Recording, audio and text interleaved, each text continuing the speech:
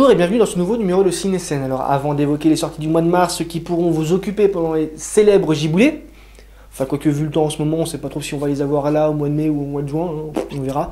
Bref, je tiens avant tout à m'excuser parce qu'on vous avait parlé plus ou moins d'une émission spéciale Saint-Valentin qui est un peu tombée à l'eau. Non, c'est pas parce que je suis célibataire qu'elle est tombée à l'eau, c'est parce que mon très cher caméraman que vous connaissez sous le nom de Damien a préféré partir en vacances plutôt que de rester bosser. Donc, on n'a pas eu le temps de le faire. Et puis bon, maintenant, c'est un peu tard pour le faire. Alors voilà, bref. Bon allez, on enchaîne avec les choses sérieuses, puisque dès le 1er mars va sortir 2-3 bons films, et notamment la grosse sortie du mois, le blockbuster Logan, réalisé par James Mangold. On retrouve au casting Hugh Jackman et Patrick Stewart. Pourquoi ces deux personnages? Eh bien, tout simplement parce que, si vous avez oublié que c'est son vrai nom, Logan est tout simplement le troisième film de la saga Wolverine au cinéma. Alors après X-Men Origins, Wolverine et Wolverine, le combat de l'immortel ou je sais plus trop quoi, espérons que la barre va être un petit peu redressée parce qu'il faut reconnaître que autant les X-Men cartonnent, autant Wolverine tout seul, ça a été un peu moins réussi. Un petit coucou d'ailleurs à Ryan Reynolds et Deadpool au passage. Si vous ne comprenez pas pourquoi, allez revoir X-Men Origins Wolverine et vous tilterez.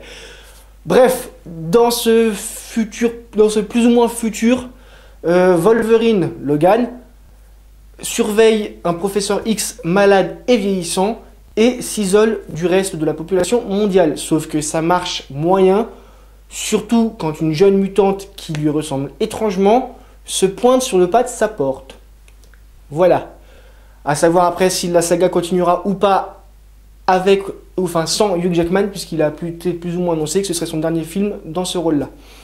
Allez, on enchaîne avec T2 Trainspotting de Danny Boyle, où on retrouve au casting Ewan McGregor, Johnny Lee Miller et Ewan Bremer, à ne pas confondre avec les prénoms, hein, Ewan, bref, hein, voilà. On retrouve Mark Renton, Sick Boy, Spud et Big B dans leurs aventures 20 ans plus tard, puisque si vous ne l'avez pas encore compris, c'est bien entendu la suite du très célèbre Trainspotting du même Danny Boyle. Donc si vous avez aimé le premier film et si vous adorez l'humour anglais, n'hésitez pas à aller dans les salles.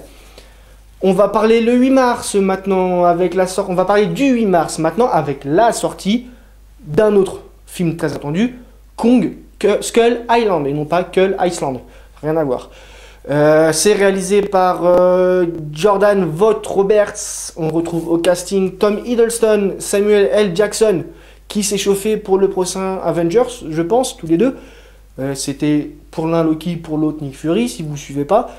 Et Brie Larson. Alors avant que Damien fasse la mauvaise vanne, non, ce n'est pas du fromage, c'est une actrice. Pardon madame, si vous regardez, désolé, vraiment. Il y a des fois on ne peut pas faire autrement que... Hein, bref, voilà. Et toujours parce que je le vois encore en train de se marrer, non, Kong ne parle pas de moi, mais d'un autre grand singe poilu. Enfin, vous y attendez, hein, ça s'appelle Kong, qu'est-ce que vous voulez, de quoi voulez-vous qu'on parle? D'un dinosaure, de Godzilla, quoique, remarque, ça aurait pu être un peu possible. Enfin bref, assez de tergiversation et passons directement au 22 mars, parce que le 15 mars, il n'y a rien qui sort, enfin rien d'intéressant en tout cas pour moi, vous allez voir, parce que voilà, avec La Belle et la Bête. Oui, La Belle et la Bête. Alors, c'est pas le dessin animé qui est sorti il y a 30 ans de ça, hein, je vous rassure, c'est un film en live. C'est réalisé par Bill Condon. Faites attention sur l'orthographe du nom de famille, parce que sinon ça devient compliqué. Enfin, voilà, bref. Si vous comprenez pas, allez chercher sur Internet la traduction de... Enfin, bref. Allez voir sur Internet, tapez Condon et vous allez voir que vous avez... Bref, hein, voilà. Enfin, tergiversation enough, stop, on arrête. Voilà. On retrouve au casting la très jolie, magnifique, sublime Emma Watson, notamment connue pour son petit rôle dans la saga d'Harry Potter, puisqu'elle y a interprété Hermione. Qu'est-ce qu'elle est belle. Pardon, excusez-moi.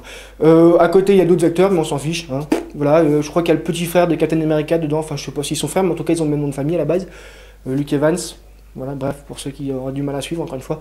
Au niveau de l'histoire, si vous savez pas de quoi ça parle, eh ben, vous prenez le dessin animé qu'a fait Walt Disney il y a quelques années, justement, et vous le regardez, et vous aurez à peu près le film qui vous attend, puisque c'est Walt Disney qui produit, puisque c'est à peu près les mêmes choses, et que même les costumes ont l'air d'être inspirés du dessin animé.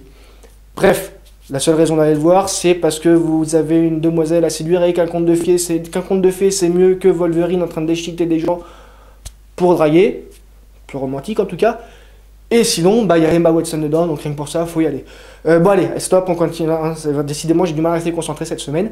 Le 29 mars, donc juste avant la fin du mois, vous pourrez aller voir un film qui va faire parler, je pense. C'est réalisé par Rupert Sanders, jusque-là rien à dire. Dedans, on a la très jolie Scarlett Johansson. Le style est différent d'Emma Watson, mais quand même, hein, voilà, bref. Jusque-là, rien de particulier à discuter dessus, sauf que c'est l'adaptation d'un animé. Et alors pour ceux qui ne suivent pas, un animé, c'est un dessin animé japonais, et d'un manga aussi, puisque c'était aussi un livre à la base, Ghost in the Shell. Pourquoi ça va faire parler ? Eh ben parce que pour l'instant, les adaptations de mangas réalisées aux États-Unis à Hollywood, c'était pas génial. Pour ceux qui voudraient de plus en plus d'informations, prenez le risque, et je dis bien prenez le risque, d'aller voir Dragon Ball Evolution, et vous comprendrez de quoi je parle. Bon, sinon à part ça, l'histoire de Ghost in the Shell, c'est le Major, un hybride cyborg humain, qui travaille au sein de la section 9 et qui va se retrouver face à un adversaire particulièrement redoutable qui a tout simplement décidé d'anéantir les progrès cybertechnologiques réalisés par la société Anka Robotics. Voilà, je peux vous assurer que je pense que ça va faire parler parce que déjà Scarlett Johansson dans le rôle du Major, ça fait beaucoup parler. Reste à voir ce que ça va donner, peut-être que pour une fois ce sera réussi. Après tout, Assassin's Creed a eu des critiques relativement positives, on va dire, comparé à d'anciennes adaptations de jeux vidéo. On pourra parler notamment de Resident Evil et sa saga quasiment direct ou vidéo, ou encore du tout aussi excellent que Dragon Ball Evolution, Street Fighter, d'il y a quelques années. Au passage, on en profite pour faire un petit coucou à Jean-Claude Van Damme, en espérant qu'on ne le revoie plus jamais dans un film. Sur ces bonnes paroles, je vous laisse et je vous dis à la prochaine fois, parce que du coup c'est pas la semaine prochaine, hein, on ne sait pas quand, pour de nouvelles aventures. Je ne sais pas encore à propos de quoi, mais de toute façon, quoi qu'il arrive d'ici là, que la force soit avec vous.